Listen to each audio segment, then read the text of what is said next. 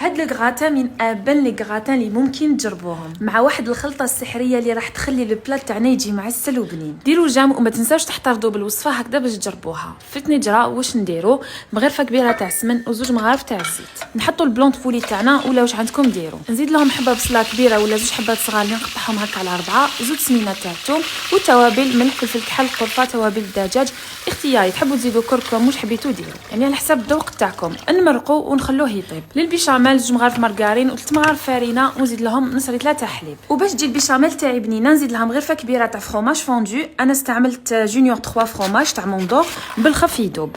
وقعدوا تخلطوا لا بيشاميل تاعكم بلا ما تحبسوا حتى تعقد لكم. هنا ما ديروهاش ثقيله بزاف. بعد ما طاب الدجاج تاعي نروح نصفيه. هذيك لاصوص نزيد لها هذيك البيشاميل اللي كنت طيبتها وزدت لها مغرفه كبيره تاع فروماج فوندو هكذا باش ما نديرو ني فروماج غابي من الفوق ني والو.